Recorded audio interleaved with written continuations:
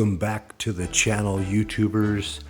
Here on this 98 Honda Prelude, I have done a number of activities throughout the months, including the stitch welding of all the seams. Not the greatest welder by far, lots of grinding involved. I have deleted 90% of the holes on the firewall. I did leave the brake booster, clutch master, and throttle cable, as well as the steering column. On the subframe / unibody area, there has been multiple seams here, as I'm pointing out, that alongside the strut tower as well, all got stitch welded. A Kevlar reinforced body filler was applied to the strut towers, the motor mounts, and all seam welded areas, and sanded down to as best I could, followed by a lightweight Everlast body filler, and I did some pinhole glazing, as you could tell with the red color. Throughout this process, it has been an adventure as well as an experience. I have prepared the shop for today's activities. I'm going to be preparing the paint primer, I'm going to be doing some primer. It is a direct metal high build. It is a 2K, and we're going to apply 2 thick coats. As you can tell, I've done some welding on both sides. I applied the Kevlar reinforced body filler from Everlast to areas where I believe water could potentially find its way and create rust. I also removed the radiator here, center support, which is for the hood latch.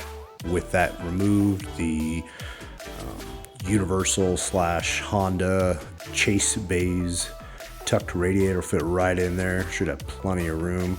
I didn't like how close the fans stuck out when I did some test fittings, so I went ahead and removed that. On the passenger side, I also did some body filler as well with the Kevlar reinforced. It is waterproof once cured. I've got the hood cowl there. For the wipers, I've got that all cleaned up, ready for primer as well. It's a pretty tough project, lots of work involved, hundreds of hours of nonsense, basically me learning. As you can tell, I've got a fan here to help draw some of that paint and its fumes out the garage. I've got it sealed up on 90% of it with enough room for the fan to draw some air out. Included in that is some air from the window. Here's a setup. I did start with this piece of junk Harbor Freight. The trigger was probably the least of my favorite, and the adjustments were crap. I tried to use a little light here, which didn't really seem to make it any easier to see.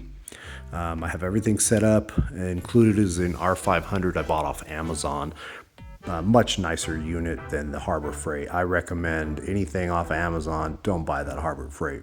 With the air compressor here, I've got the tank at 175 with around 70 psi coming out of the tank, and I bought this oil water separator to inline my compressor so I could have some better quality air. Coming out of there, just a 50-foot hose.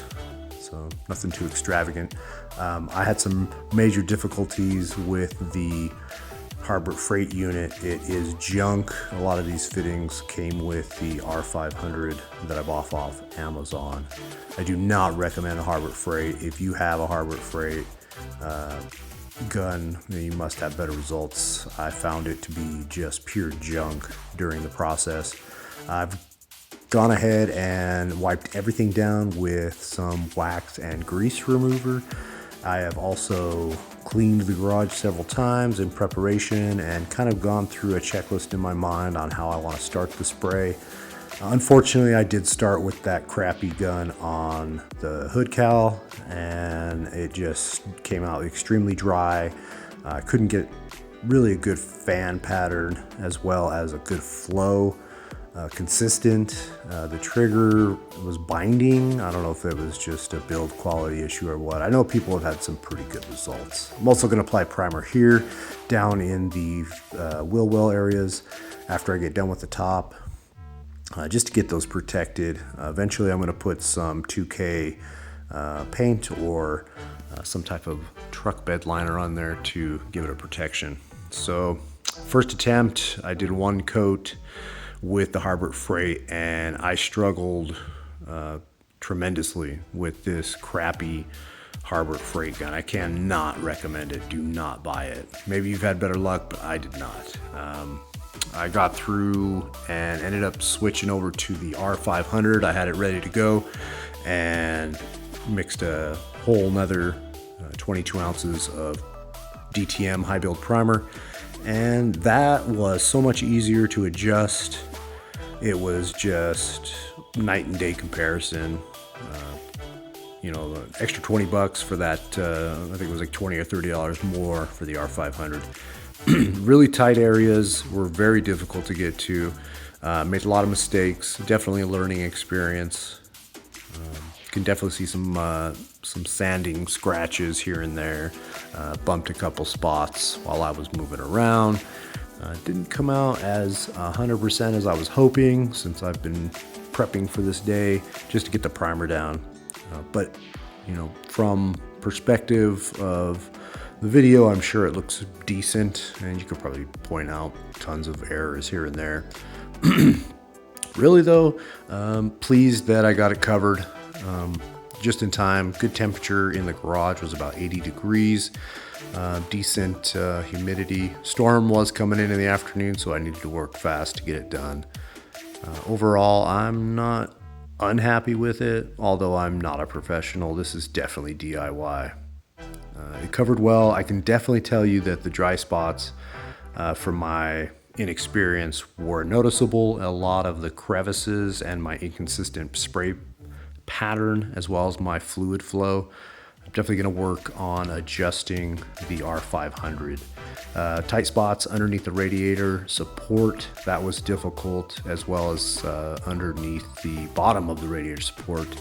Definitely took some maneuvering. Plan ahead, make sure you've got your path and stick with it.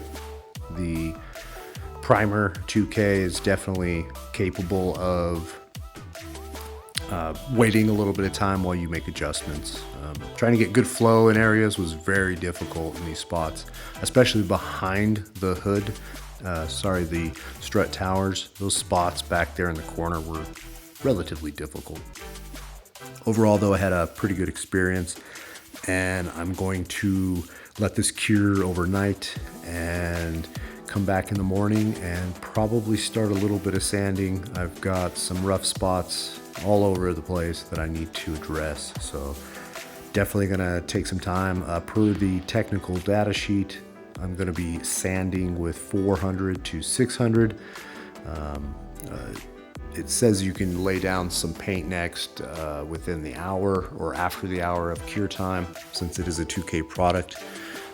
But since I've got some mistakes here, including like nicks from me bumping on it or the rough areas, I'm going to be sanding this down with 400 to 600 on my sandpaper. Do it all over the place and clean it, and we're going to go for a whole paint. So definitely thanks for watching the video, and I appreciate it. I know it's been a while. It's been pretty busy, and sometimes I just I don't record, I just get the work done. So appreciate it. I gave you my heart.